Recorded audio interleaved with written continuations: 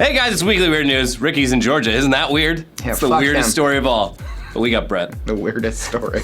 Anyway, being ugly is usually not something people are proud of or even readily admit about themselves, but over in the African nation of Zimbabwe, they just held their 4th annual Mr. Ugly pageant with 36 local men competing for $500 for whoever the judges deemed the ugliest. Wow. And this year was not without controversy. This man, William Masvinu, was crowned Mr. Ugly the last 2 times the contest was held and was going for a three-peat, but was dethroned by this man, my son Ser.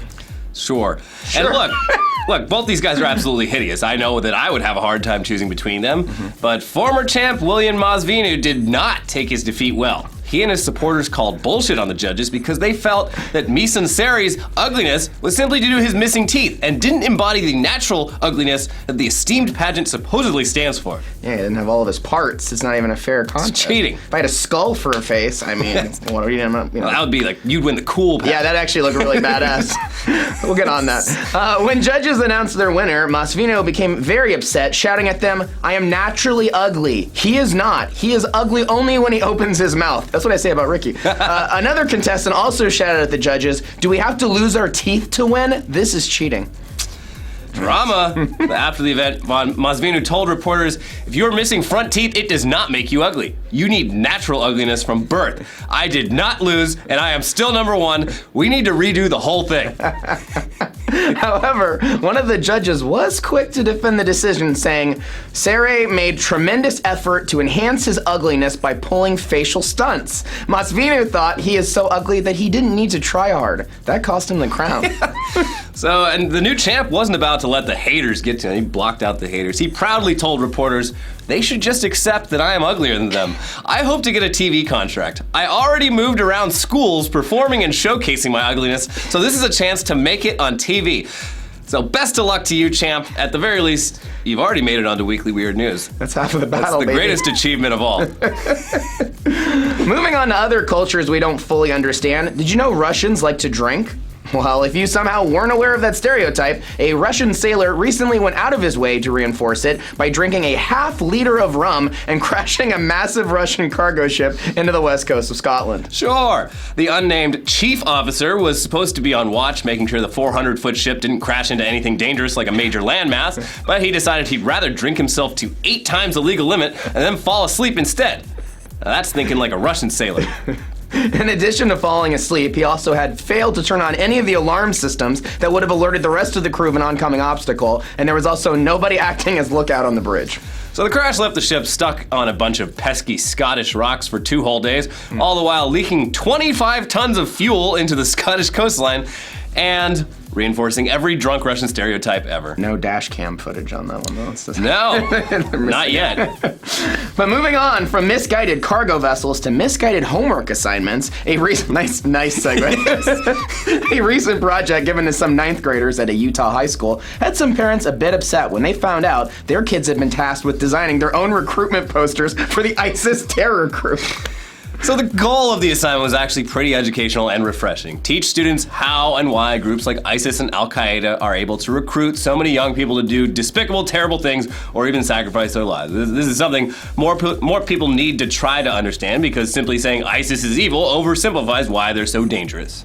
But that gets completely undone when you send a bunch of Utah 14-year-olds and tell them to use their best arts and crafts skills to design an ISIS recruitment poster the same way they design a student council election poster. And don't give parents a heads up that their kid is going to be designing Islamist propaganda. What are you doing there? Oh. Oh. And I mean, as uncomfortable as this kind of thing is for Utah's overwhelmingly white population, can you imagine being the one Muslim or Arab kid in that class while this is being assigned?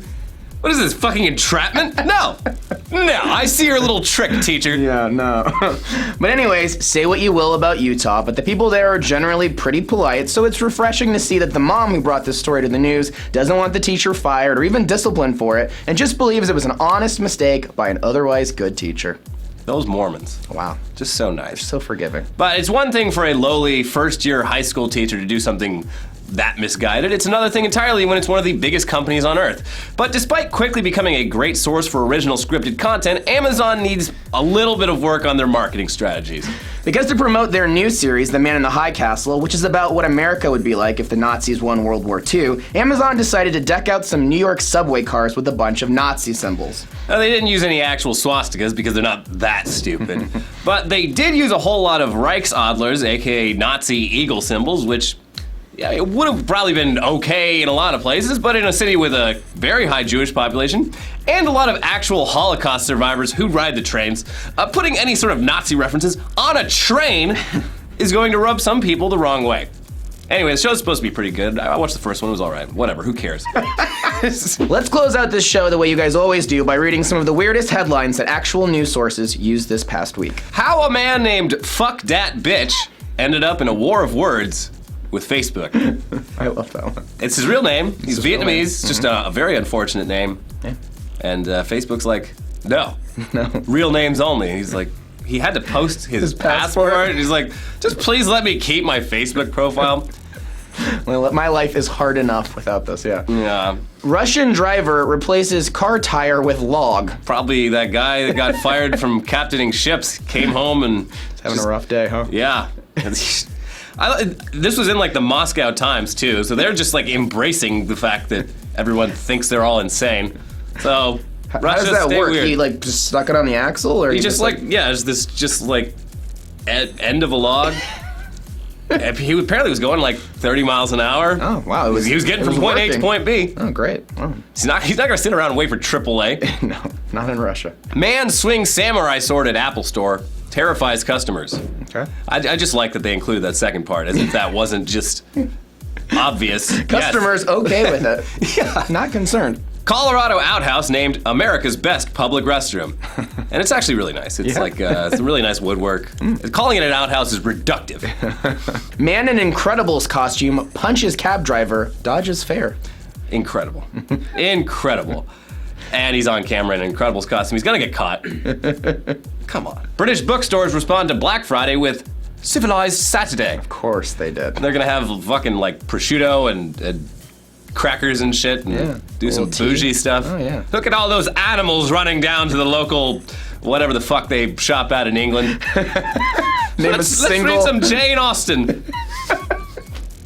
Mafia can protect New York from terrorists better than feds, mobster's son says. Yeah. I mean, yeah. It's time. I trust him. Like, they're really good at killing people and getting away with it. They've been doing it for hundreds of years. But there's always like this whole like mobster setup, like they're gonna like ISIS is like eating spaghetti in a restaurant and they realize it's too empty and then they like get set up. You know what I mean? There's too much surrounding every mobster. I'd watch that movie though. I would absolutely watch that movie. That would be a great movie. Yeah. Mayor sued for trying to pay $4,000 fine with pennies. This is a Florida mayor. He had to pay an ethics fine for like lying and doing a bunch of shady politics shit, and then he brought in his $4,000 in like 20 buckets of pennies to prove that he is ethical. I don't know. Wow. Tugs is gonna get an ethics fine. I didn't know that was a thing. Doo-Doo the clown commended for saving 2 women from petrifying attack.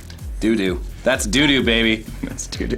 What I love about this, he saved them by, like, these women were being attacked by a guy on, like, PCP or some shit. And he pulled up in his car, and he's like, get in!